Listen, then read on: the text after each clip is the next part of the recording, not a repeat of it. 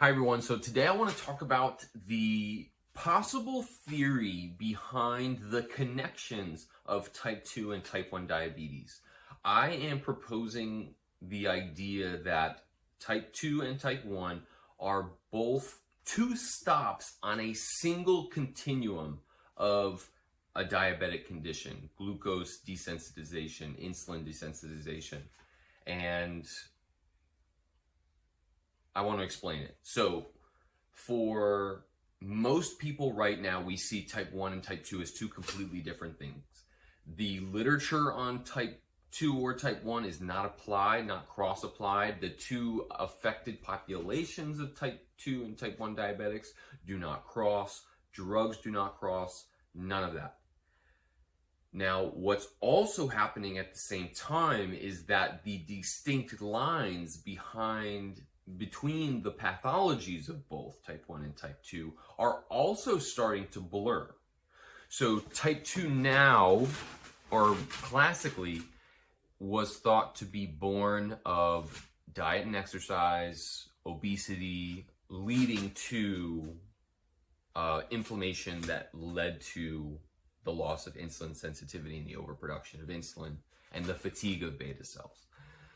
Type 1 was thought to be genetic, where there was just some sort of adverse immune reaction and the insulin supply got cut off. Now, what's happening now is that the effects of affected glucose metabolism are expanding into more things. So Alzheimer's is just one of them.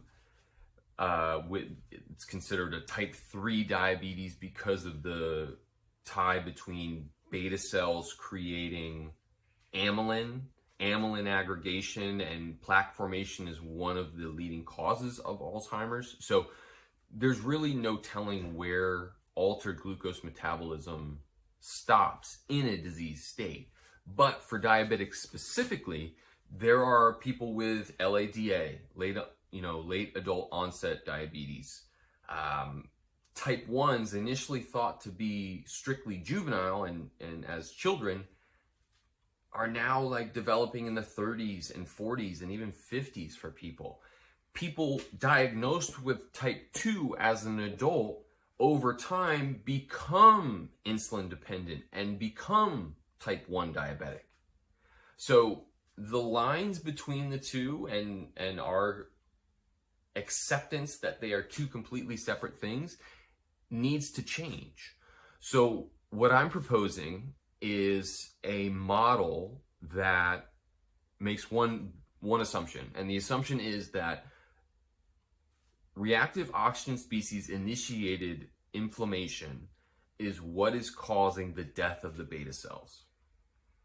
Now, what that necessitates is that the difference between type 2 and type 1 is the speed in which those beta cells are killed off. Because when you look at the trajectory of both diseases and the timeline of both diseases, it does not manifest the same way in patients, right? You can profile type 1s and type 2s very differently. Type 2, it's a little bit more obvious. They're probably going to be heavier, more body fat, poor diet. Type 1s, it's less clear. They either get it earlier on in life, or just so many different factors that would lead you to believe that they were different. But given that timing aspect of it and the fact that type 1 is just something that progresses faster than type 2, opens up a lot of possibilities and feasible explanations for how both of them develop. Okay? So I want to introduce you to the idea of the pancreas as a type of water tower, something that has a capacity to hold. So for our purposes, the water tower is the pancreas. The water level in the pancreas is going to be the pancreas's ability to create insulin. Okay? So in a healthy adult, we have a water level all the way up at the top. Okay, filled, we've got the ability to create all the insulin that we could ever need. And we have to also create an imaginary line, a threshold down at the bottom. This is a critical threshold for the insulin needed to sustain life. Fair enough? So this is all the insulin we have. Any less than this, and we cannot sustain life. This would be like type 1 diabetes, essentially. So when you think about your pancreas as a water tower, introduce inflammation, right? I mentioned reactive oxygen species causing inflammation that causes chronic immune reactions that kill off beta cells. I'm focused specifically on ferroptosis and iron overload being a causative agent in the dying off of beta cells. Either way, no matter where your inflammation is coming from, I want you to think of inflammation as holes in that water tower, right? So now we've got holes in the water tower. So that water level is going to sink. Okay, so what happens in the body in this state where all of these holes being made in the water tower are causing our ability to create insulin to stop, right? This is essentially beta cell die-off, right? So